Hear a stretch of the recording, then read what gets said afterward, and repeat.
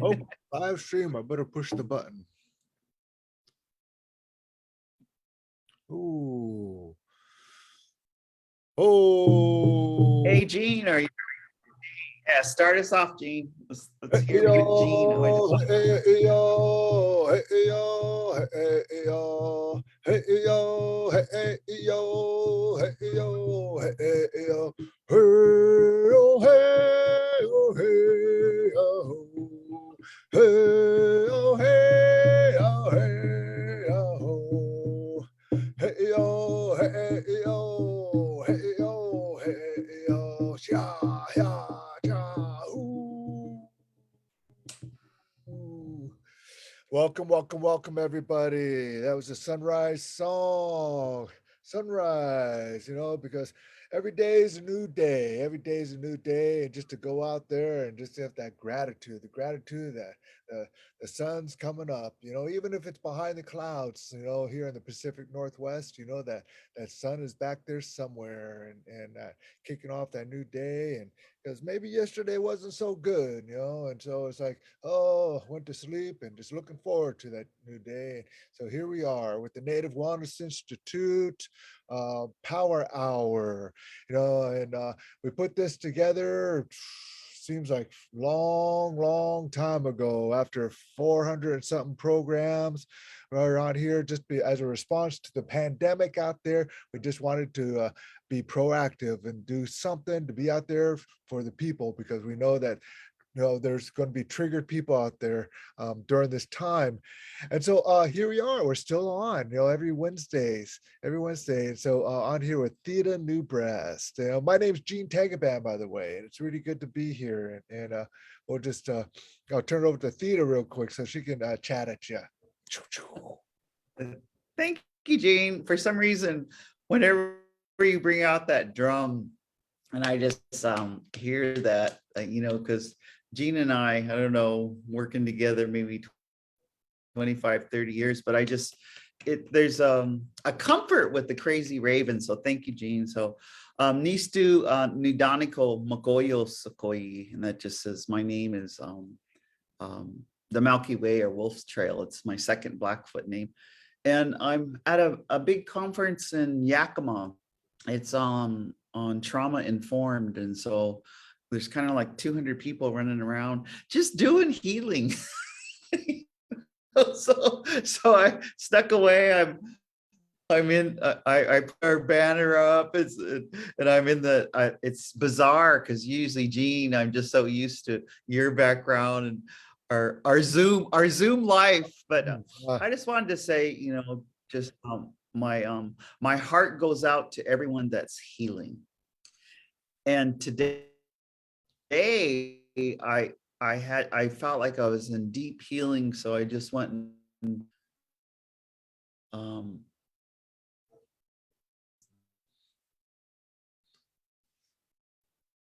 it looks like Theda, sometimes she's and then I work out and okay. well, yeah. you've been cutting out, Theda. Okay. Well, maybe why don't I shift it to you and I'll get on the phone. It'll probably work better. Okay, we'll do that. As Theda is just talking about just feeling in that deep healing, and she's at a conference there talking about just wellness and healing with all the peoples there. And so and I just like to acknowledge those who are healing as well. And I just made it home, and I just want to acknowledge that talk about healing. My papa just passed on. And so it's just to be on here is good. It's like to keep acting and keep moving and keep doing something, as we continue on, and Theda wanted to get on, and we talked about here, and we talked about here, and we're working out the technical stuff. So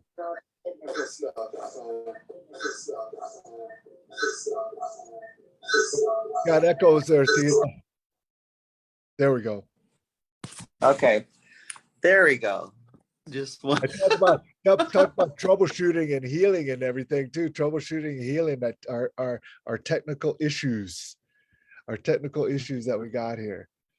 And so part of that too, we're Theda, we got on here. We wanted to talk about advice from aunties and uncles, and so much of amongst the Slinket people, our cultures, it's the uncles and aunties that teach the children, do so much of the teaching, because oftentimes the love of a parent can get in the way of that discipline, of that those teachings in there. And so we're talking about that, and and we talk about those uncles. My father was an uncle to so many of my cousins and relatives, and it's so good that I appreciate the cousins and all those nephews and nieces coming through and coming by, and as my good friend that I grew up with, and in grade school too, is that he came up to me, he talked to me about my dad. He says, your dad was like an uncle to me, because in grade school he was my basketball coach. You know how Indians too, we got basketball. Basketball is just another, that life-giving activity for a lot of Indian people. And so he told me, he said, your dad, he changed my life. I said, how is that? How did he change your life? He says, because he gave me confidence. He believed in me. He believed in me that I had the abilities and just to play basketball. This was back in grade school. This is back in grade school, and my buddy, we grew up together, and so he's telling me these things now. So, and that he considered my dad more than even a coach. He considered my dad like an uncle through the years, because my dad would always check in every time he saw my dad would always say, hey Randy, how you doing, it's good to see you, and always that pleasantness, and always just checking in with him, and so that's part of that uncle auntie wisdom, and such, that we want to talk about today. And it's all around healing as well, eh? It's all around healing as well. So Theda, you have a few stories there. How you doing? Oh, How well, it looks like um is it coming in okay? well, you're breaking up again. Oh shucks.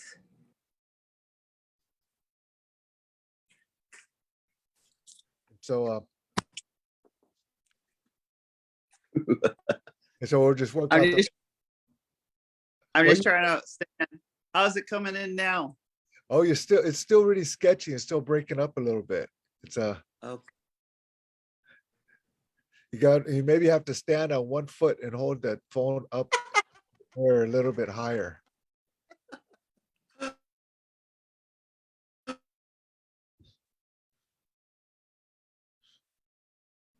So everybody, Yeah.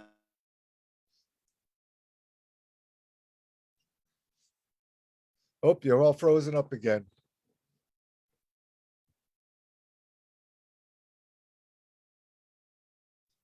So as I'm just going to continue on here, as Theda's Sure. working out the things on her end. And so, that advice and that healing, that we have of those in our family and our relatives and such, and I'm just going to reflect on just my recent activities, um, as I was at my father's service, and going through all of this. Not only that, his service, but even to the point, even before those things too, is so many times we consider our uncles, um, those who are our immediate family, right? And sometimes we consider our uncles, and adopted uncles and such, but in Indian country, it's like sometimes those elders they're our uncles, or those teachers are the storytellers. You always hear me referring to, my uncle told me this, my uncle told me that, or I learned this from my uncle, or I remember my uncle telling me these things and sharing with me these things. And so it's a lot of it was who are those uncles in your life, and who are you an uncle to? We need those uncles and aunties, to work with us and to teach us these things, and so you know I'm just, and again, reflected on my dad's services this last week, and that whole process, And it's good for me to talk about this. It's really because it's healing for myself too, to talk about this, because it is one of those things too, is as I'm going on and I'm asking my uncles and my aunties, is there anything else that we need to do? Is this okay? Is everything looking okay? Are you feeling all right with this? Or what do you think we should do next here? Or is there anything that I'm forgetting in this process of transition for my father, and making sure everybody, the aunties and uncles, those elders are okay and comfortable. And it was a really good feeling because each one just said, no, it's good. We're leaving this up to you now. We're leaving this up to you now. And um, and so it was one of those things that my role as I was growing up was to listen. My role as I was growing up was to watch and learn. My role as I was growing up was to be present and available. Even if it is like, I remember when I was growing up, just at these gatherings like this, of just gathering up, all pushing the garbage can around, picking up people's plates, bringing water and coffee or juice or food to all the relatives, picking up anything that was heavy. But even during those times, as I'm doing these things, I'm listening, I'm watching how, because it was one of those things like one day I knew, or even when I was younger, I didn't really know that, but now I know that, in each one of us, one day I knew that I would have to be filling that role of taking care of these things that need to be done when the family calls on you. I'm at that stage right now, but it was years ago when my hair was just black and I had lots of it. I had less wrinkles, and my teeth were just really white and everything too and stuff. My eyebrows weren't so bushy, and but that I had to watch and listen. I had to listen to the stories. I had to listen to the songs. And not only during these times, but when we're fishing on the boat, hearing the stories as the family talks about these things. And when I'm going to the cultural gathering, just watching and listening and taking note. I had an elder who told me, he said, capture that state of mind. Capture that state of mind, because when we're watching and listening, we have to capture that state of mind, capture that moment, so that we can go back and recall that moment, that time. Oh, I remember uncle did it like this. Or I remember auntie said this. Or I remember watching them and this is how they did it. This is how they did it. Even if I wasn't the one who did it, I could go back and reflect on these things, on these moments and these times, because of still capturing those moments. And so when it came to this time where I had to the transition of my father, and aunties and uncles came in, and there's all that grief that was going on and happening, that I was um, I was as ready as I could be, because it was now my time to step up and be that uncle. So many of now those nephews and those nieces were watching me, how I was doing things and taking note. And so those are I just wanted to like share that, as far as like that, the wisdom of aunties and uncles. And my role as I was growing up was to watch them. How did they do it? And it wasn't necessary, and it could have been tribal leaders, it could have been clan leaders too. And I was watching them because those are my uncles, tribal aunties too, watching them, that whole process, and still learning. And I'm still learning to this day, right now. And so I ask each one of you, it's like, what are your thoughts, who are watching this? What are your thoughts? And where is it that you, as you reflect, where did you watch? Where did you learn? Where did you listen to? Where were those deep feelings? Where do you hold those things, and where do you hold that knowledge in your body, in your presence, in your being, where you can reflect on that and capture those moments when it's your time. Yeah. And so, I mean, and I go a little bit later, I'll start sharing some stories too about some of these moments that I had and I watched and I was listening, that I had. But and it looks like Theda's back. We got you now. It looks like you're looking good now, Theda. Before you all blurry or you got frozen with a good smile on your face, and it was looking good. Oh, now we can't hear you. Oh, now we got to get the sound on. Okay. There you go. Sitting here, you know me, I love to laugh and cry, and my deepest condolences, first of all, because of our love for you, Oh, just our love for you. And then Gene, I wanted to talk about when my father passed, my aunties, I have several aunties, they instructed me that it was a rite of passage hmm, when my father passed. And my aunties and my uncles, because my uncles were very prominent, but my aunties were saying, you're in a rite of passage. And so, like when we're in the rite of passage, is like, what rite of passage? Like, I mean, it's just like when we're changing from boy to man or girl to woman. You don't wake up one day and say, "Oh, I'm a woman now." you know? I mean, so just remember being so vulnerable. I just remember being so hurt and grief. I just remember so what my aunt, I'll just talk about auntie advice. They said, when you're in this rite of passage, spend a lot of time with those who already went through this rite of passage. And I said, well, what does that mean? They said, you should spend a lot of time with people who have already lost one parent, because people who still have their parents cannot understand mhm. until they lose a parent. And so that was some of the auntie advice. And so then right away, the aunties, and I could hear my father because he was pragmatic. He had already selected what food should be served.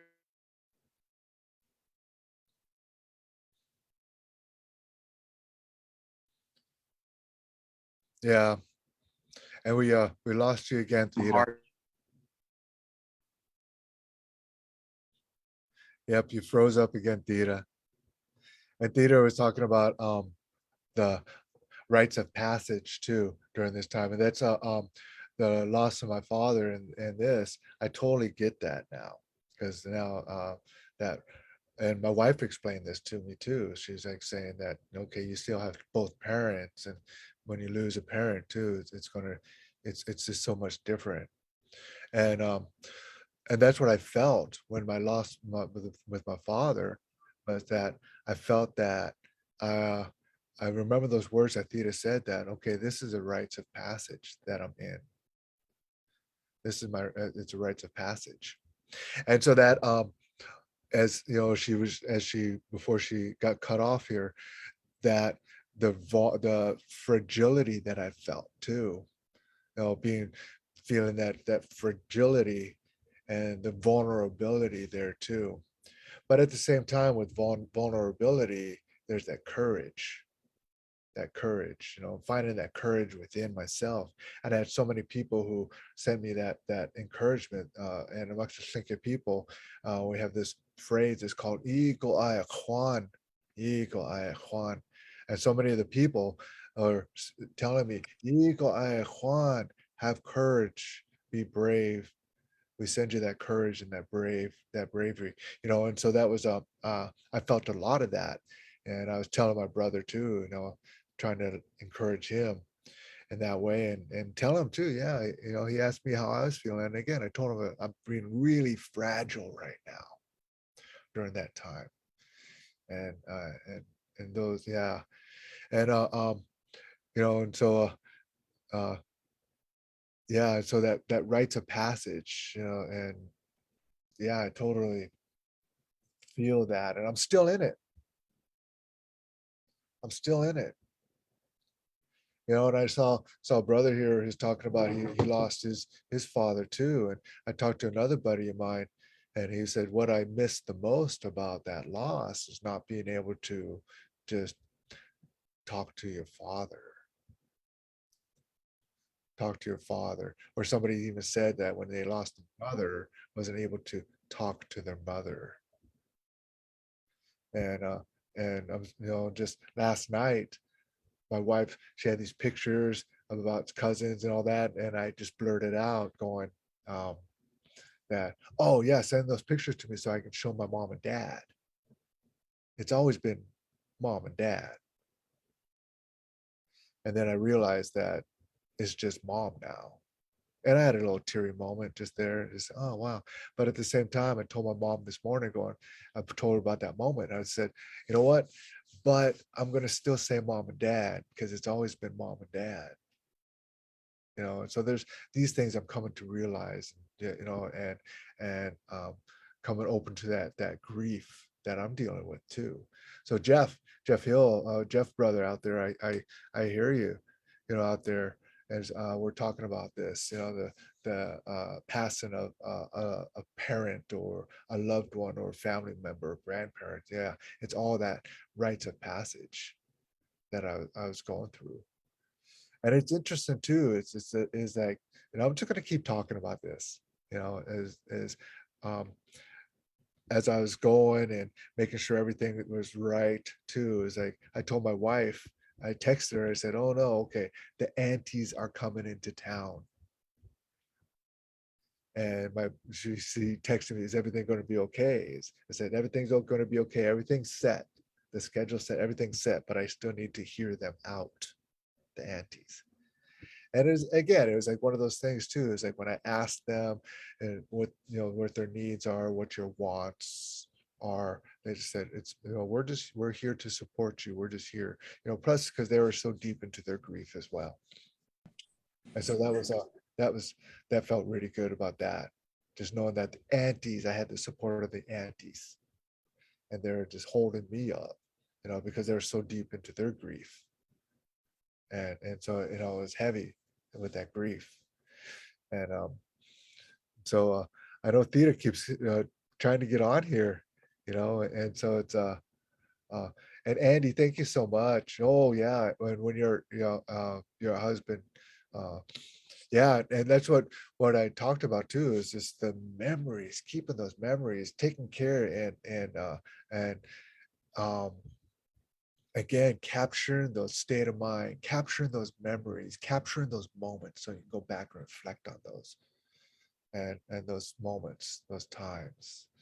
And it's interesting, um, too, is as we're getting hugs from people, and talking about that, and and as we're getting hugs and people telling us their condolences, telling us that we're sorry for your loss, and how, and getting all meeting all the people and taking it in. After a while, we hear it so many times that each one is a new moment with each individual.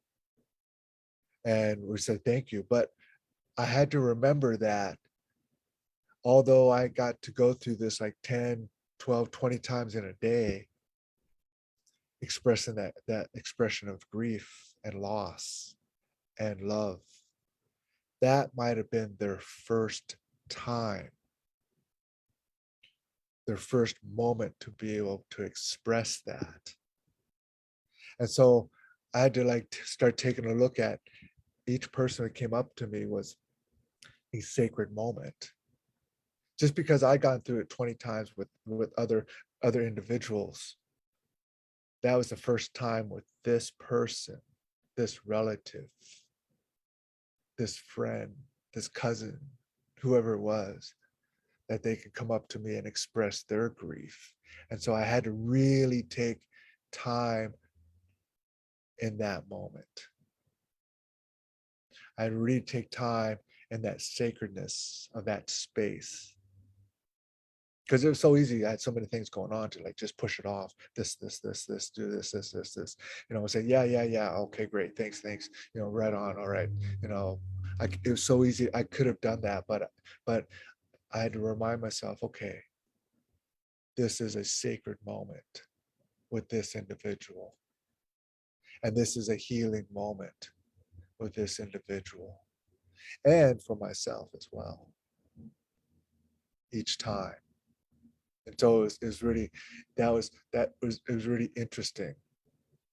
It was really interesting, and um, yeah, and there's still so many things that are coming up. Before Theta got was cut off there too, she talked about the gathering of the food and the importance of the food, and we uh and watching them as the aunties and the cousins got together and we had food uh, and the specialness of the food. And remember the food and the laughter, the food and the laughter, and during these times, the importance of that. And we all had all these traditional foods, all had traditional, the laughter that was happening. And, we all ate and we all got full, that we had salmon, we had herring eggs on kelp, we had moose stew, we had deer ribs, and seaweed there, all these traditional foods, all these food that my father loved, and all those foods that I grew up eating around the table with my family, and the companionship of family. And even I'll totally admit to that there are some family members who, that I'll be honest with you, that I really, have a hard time uh getting along with, liking. But you can love somebody even if you don't get along with them, and even if you have your differences, putting some things aside, and just, you can still love somebody and love your family members during those times. So there's being able to sit with them as well as you share in food, and share these things. And so yeah. So hi Theta, are you back? I'm just, Gene, I'm just lighting a smudge, and I can hear you, and I'm just sending out your words are beautiful. Your expressions are just so soothing right now. I'm just enjoying it. And it's about to be, creator always does things for a reason, and so it's his will. But I was just thinking about the things that you said around that it's just important we all gather, and I think that's why Native Wellness Institute today on the power hour, I don't know what is 117 weeks, it's just that we gather uh and we listen to each other, because I'm just enjoying.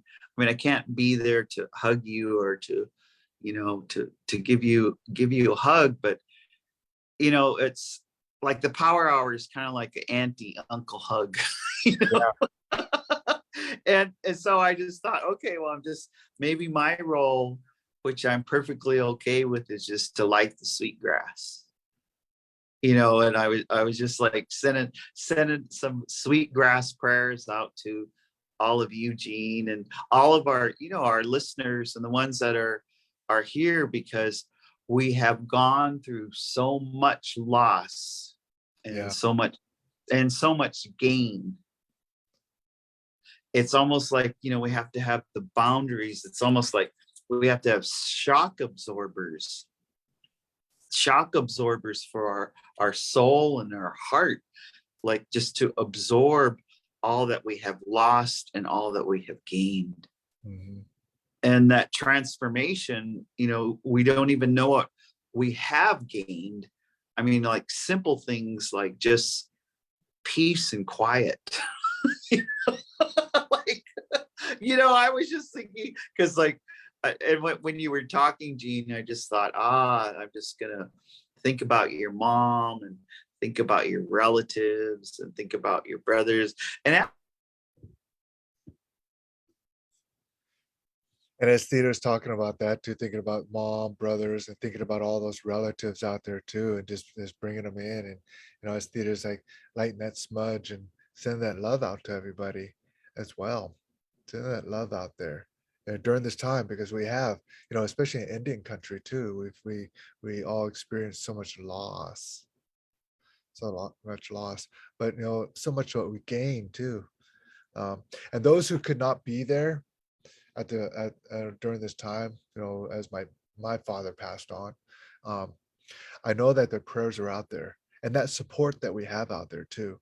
And I know my one thing my wife what Ruby wanted to do is she made some prayer ties, and I took a bag of prayer ties with me, and and that was her contribution, her way of contributing, to being there, and to the the love that she put in those prayer ties. And that's our traditional way of doing things. One of our traditional ways of doing things. And I brought those prayer ties to the family, brought them to my mom, and placed those in there. Um, and so with that too, I really want to, share this thing. My father, he was in his passing because he had emphysema and advanced cases of emphysema, and he couldn't get around. He couldn't breathe, and he knew that it was his time was coming up. He knew his time was coming up, and he was scared. I was scared. My mother was scared. My brother was scared. Sometimes we get to that scared of not even of denial too, that this is even going to happen, that it's going to happen soon, or whatever it is. But my father was scared, and we talked about that. I said, hey, Papa, yeah, it is a scary. And then I talked to him about my perspective on death. Hey, you're going on this your trip, pops. You're going. Ancestors are going to come and see you. They're going to wrap their blanket around you. They're going to carry you to that sacred fire, that everlasting fire, and they're going to take you in there. And and there's going to be all the ancestors are there, and and you're going to go on this wild journey. I started talking about this stuff, with my dad. And I just wanted to let you know, is my dad is an accountant about it as linear and as right brain as you can get, and everything has to be like in place. Everything's with numbers, everything with facts, and we all have a hard time when it comes to talking about spirituality or even death, but especially some people like my father had a really hard time just really grasping that. And as I was talking to him about this wild trip that he's going on, he just stopped and he looked at me. He just said, "What the hell are you talking about?"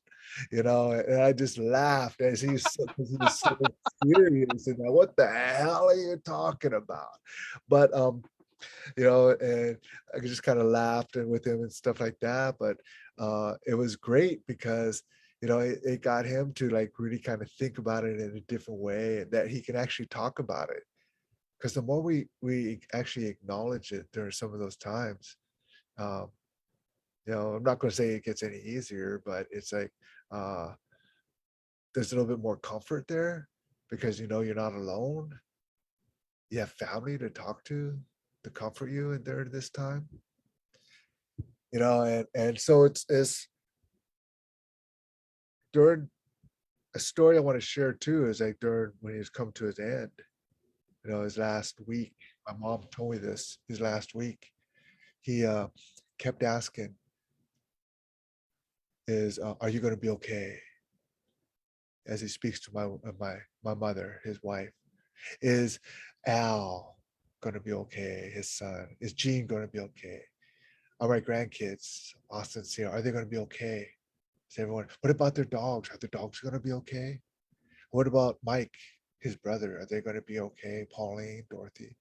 He started to check in to ask, is everyone going to be okay? My mother kept reassuring him that, yes, everything's going to be okay.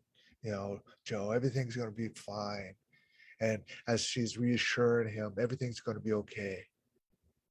And what I really think that he was asking was, am I going to be okay? Am I going to be okay? And still wanted to make sure everyone's okay, but even asking, am I going to be okay? And I remember, yeah, Tatanka, yeah. And, and so it's like, just reassuring him. And when that time did come, and some of these are these stories, and I'm sharing these stories because to me, they're just beautiful stories, and that, um, and sharing with you part of my grief and my healing as well. And I was driving the day that he did make that transition. I was driving to another event, and then I got the call from my mom, and I just pulled over because I knew, okay, something's up. Just felt it. And then as she says, it's come to that time with your father. Is honest, is making his ways, is in the process of his transition. And so as I'm listening to this, I'm talking to my mom. Asked my mom, hey mama, put the phone up to his ear. Can you do that? And she said, yeah, I'll do that. And then so she puts the phone up to my dad's ear, and I just start whispering to him, said, hey dad, you're going to be okay. The ancestors are going to be there waiting for you. Grandmas, aunties, uncles, grandma's going to be there. Even ancestors you don't even know, they'll be there. Lucy, their dog, our family dog, is going to be there too, just to greet you, to to to be there with you. Everything will be all right. Mom will be okay. We're all good, and just reminding them, you're a good dad. Thank you for being my dad. Thank you. Thank you. And as I'm speaking to him on the phone, my mom, she lifts up the phone and she said, he's gone now.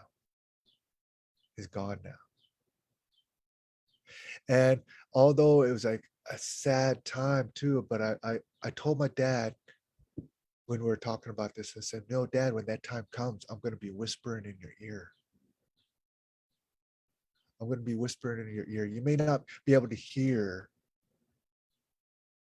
or people may not think that you're here, or you might be present, you might be someplace else, but I will be whispering in your ear when that time comes.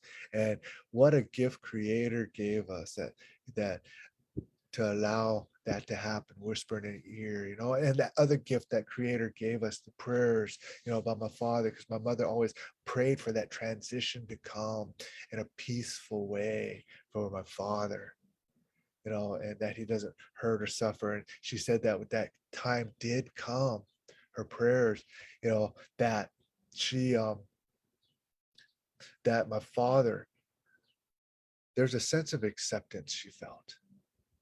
And he just started, my father struggled to breathe for the last 5 years significantly. It's definitely the last 5 years. But to just to walk into the kitchen, take short walks, and is gasping for breath because of emphysema, and that disease. And so he's gasping for that breath. And so as my father is like just um just struggling during the last moments, my mom said that he just laid there and he was breathing normal, as if he was breathing as if he never had the disease. He wasn't gasping for air, wasn't struggling for air, or those deep breaths or whatever. When that time comes, you see many people. He was just laying there, relaxed and breathing. And that's what my mother prayed for. That's what she prayed for, the creator, the creator. And so I just wanted to share that story with you. And there's you know,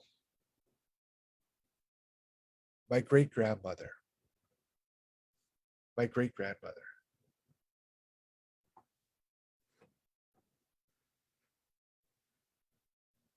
She didn't speak English very well, but she could talk up a storm and clink. And my great grandmother, she loved to watch The Price is Right, and she would sit there in it, and she'd always get it right. I love sitting at my great grandmother's house, and we would sit there and we would watch the hummingbirds. Sitting at the kitchen table, we would sit there and we would watch the hummingbirds. And my great grandmother said, "I sure do love hummingbirds, son. They're really little fairies watching over you. I sure do love hummingbirds." It was one day we were walking, and we saw a rainbow, and my great grandmother told me, "You see that rainbow? Every time you see a rainbow, you always think good thoughts, and you'll get your pot of gold." Me, I already got mine. I asked my grandma, "How do you cook adobo, grandma?" She says, "You put a little bit of this in, you put a little bit of that in, and then you put it on medium, and we can smell it on every room in the house. It's done." And we went to Indian parties, the Tlingit Indian parties. My grandmother, she couldn't walk very well, but when we're at those parties, she would get up and she would dance and she would dance and she would dance and she would dance. And then she would be up early in the morning. Everybody would be tired, but she'd be up early.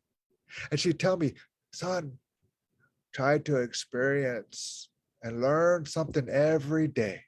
Every day is a gift, every day special. Learn something every day. Look at me, look how old I am. I'm oh, I can't remember how old I am, but you learn something every day."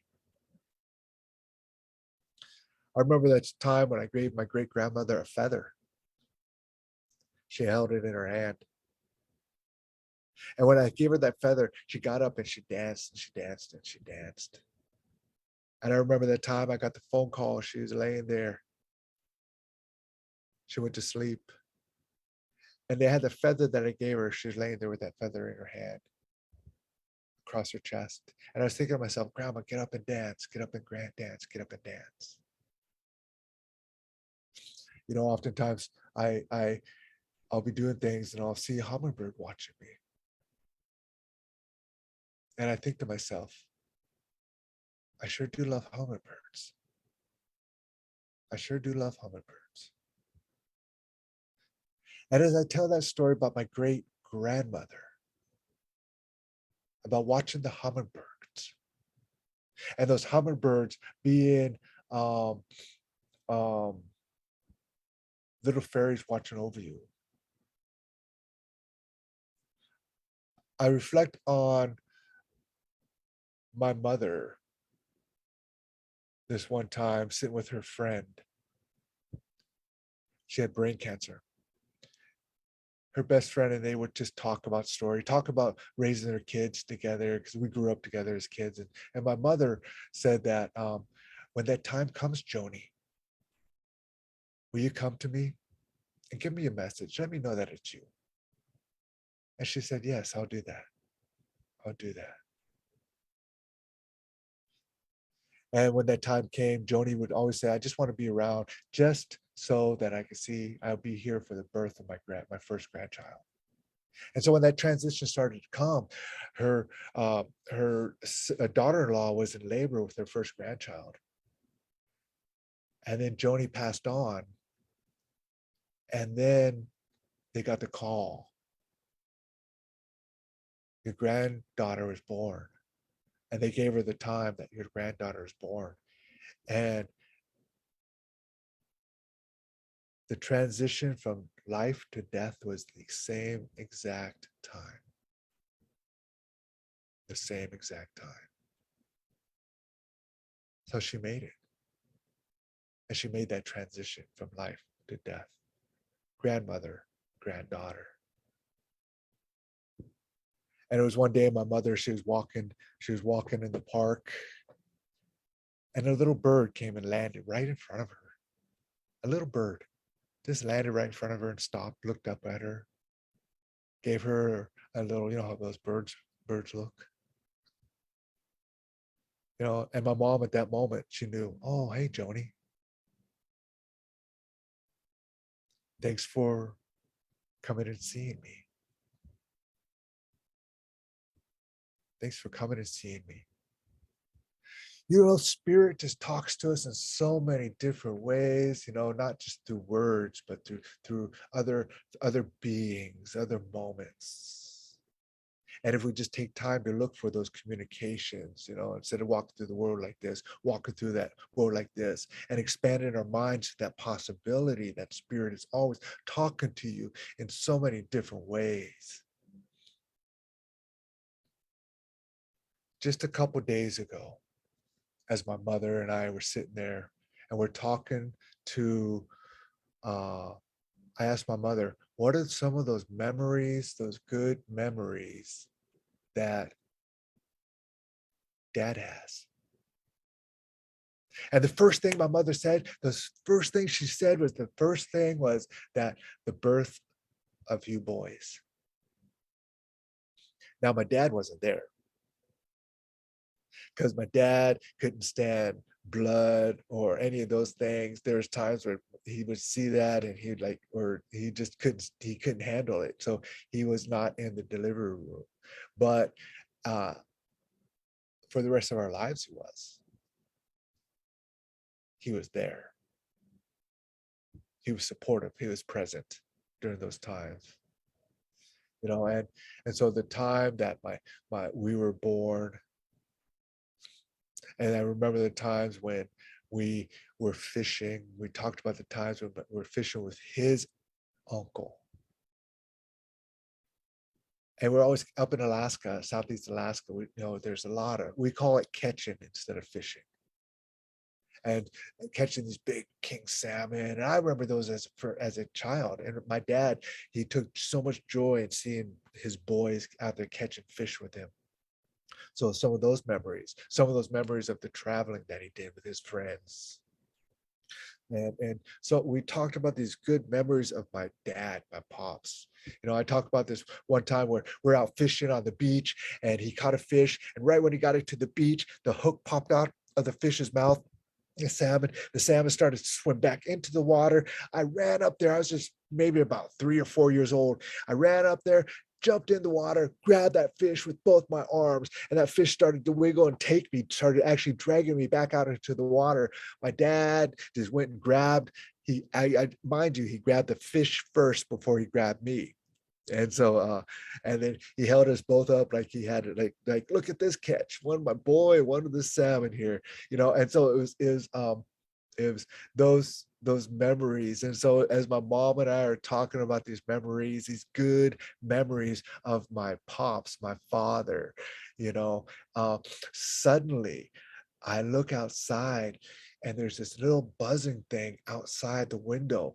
And right outside the window of my mom's house, she planted these beautiful red flowers because my father, although in his frailness during the end of his time, he loved to, first thing he wake up to looking out the window were those flowers. And he loved those. He thanked my mother. Thank you for, I love seeing and looking at those beautiful red flowers that are outside the window. And as we're sitting there outside, and I saw this little creature buzzing. At first, I thought it was a moth. I was going, "Oh man, check out that moth! It's just crazy." And as I looked further, I was going, "What is that?" I told my mom, "Mom, look at that. What is that?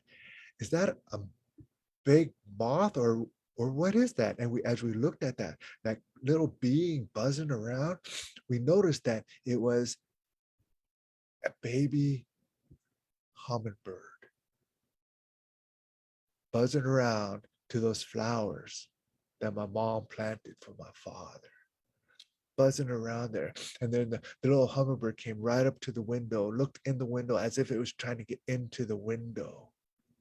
I went back and started buzzing those flowers and feeding off those flowers again. And my mom and I, we sat there and watched this here little baby hummingbird just in amazement, in awe, and in reverence at that moment and that time. Because at that moment and at that time, that was, I knew my father, my mom's husband, came to say to us. And those all those discussions, am I going to be okay? Am I going to be all right? Is everyone else going to be okay? Is everyone going to be all right? I'm scared to die. I'm scared to die. I don't know what's going to happen, and all those discussions previously before that time came, how do you know that the ancestors are going to be there? How do you know all this stuff's going to happen? And all those previous conversations, and when that time came, here was this little hummingbird, and it just told us that that was my father saying that everything is okay. Everything is okay. Everything is okay.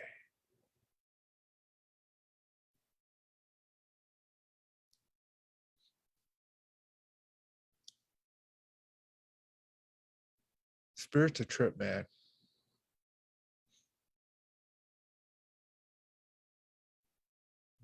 Life is a trip.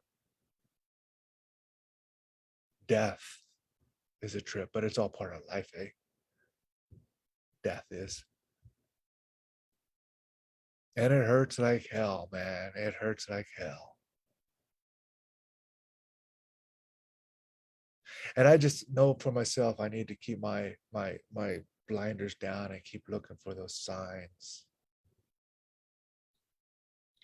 Keep looking for those signs that spirits talking, that spirits communicating, ancestors that are all around. Because I am, in the passing of my father, I am vulnerable right now. In the passing of my father, just recently, I am fragile right now. In the passing of my father, I am, just like in this state. And even as during this time of putting it together, in the passing of my father, that I am the uncle now that everyone's looking to.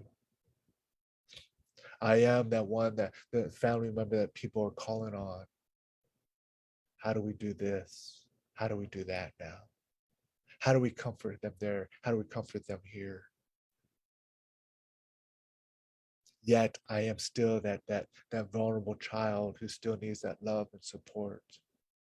And I do. I have so many people who love me and support me. You know, and so,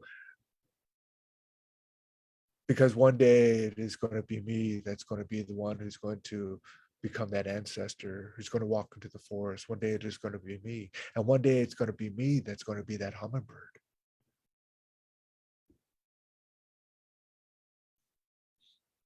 One day. But until then, what can I do now to be that good uncle, to be that good relative, to have love, to show love, to heal, to heal, to be supportive, to be supportive. I couldn't, part of it, I couldn't wait to get home to give Ruby a hug. In fact, she didn't see me get a little weepy as I was flying on the plane, just thinking about, okay, I can't wait to see her. I can't wait to see her, because it's my huge support. So hold on to those memories, hold on to those thoughts, hold on to those times. And what are they? And even there's those hurtful times, because sometimes maybe these relatives that have passed on um, caused hurt or harm.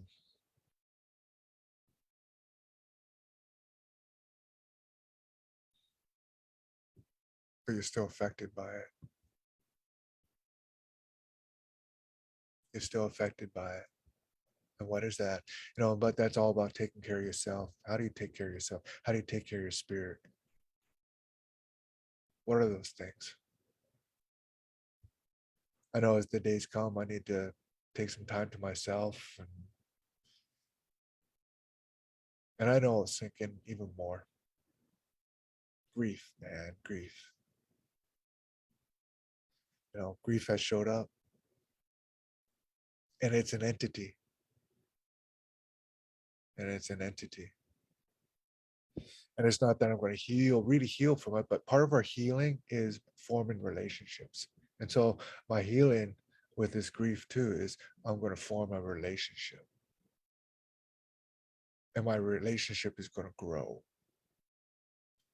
because this grief will never leave. This grief will always be with me. It will always be with me. Yeah. And so there's a man by the name of Stan. Stan the man is a fisherman. He was an uncle to me. I grew up with his son, Mike. But he was a mean son of a bitch, man. He was just a mean son of a bitch. But he caught the most fish. Everyone wanted to fish with him because he always made the most money. Well, maybe some people didn't want to fish with him because he was just, again, just mean. He'd put you down, he'd yell at you, he'd cuss at you, he'd push you, he'd hit you, and everything. There was one day he was on his boat, and then he collapsed. He had a major heart attack. And the crew actually debated if they were going to help Stan, if they were going to be there for Stan. Should we call the Coast Guard? And they did. They called the Coast Guard. And so the Coast Guard came and got Stan. And so Stan, on that verge, on that pinnacle of transition, something happened. Stan turned his life around. He became the kindest man, the lovingest man, the givingest man, the softest man, the gentlest man around. During the sweat lodge, he couldn't go in the sweat lodge because of his heart condition, but he would sit outside and he would tend to the fire. And while outside, he would tell stories. And sometimes they would be outside the sweat, and he'd be outside the sweat. They'd be inside, and the sweat, the leader would say, "Stan, tell us a story." And Stan would start telling them a story from outside the sweat. And it was one day that Stan was back out fishing, but this time his crew loved to be on there. They still caught the most fish, because Stan was the best fisherman, and they still caught the most fish. And the whole ship, the whole mood, everything about the boat was different. And it was one day where Stan fell over and collapsed again on the deck of his boat. And this time, all his crew went and grabbed him and held him and asked Stan, "Stan, what can we do for you? What can we do for you?" And Stan's last words were, "Just love me." As Stan took his last breath, "Just love me."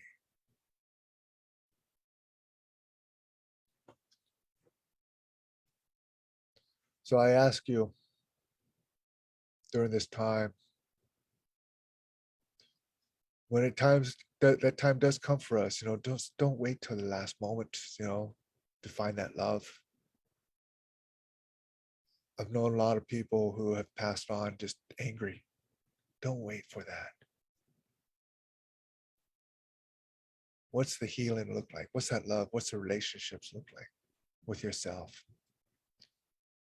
What kind of uncle do you want to be? What kind of auntie do you want to be? What kind of human being? What kind of man? What kind of woman do you want to be? And find that. Start moving that direction. Gosh, you know, um, got a lot of people on here. Hey, Bruce. Hey, brother. It's good to hear from you, man. Dintalka. Yeah, during this time, Jeff. And Lori, everybody. Thank you, and Andy. I know Andy was on here too. And, all those folks are on here. Just thank you for thank you for coming by the Native Wellness Institute Power Hour. We'll be back again next week, next Wednesday. And maybe we'll have a guest. Maybe we'll be, I'm not really sure what we'll be discussing or talking about, or just sharing from the heart. But thank you. Go out and be gentle with yourselves. And so thank you for this time. Until next time. My relatives. It's good that you're here. Until next time. Gonachish.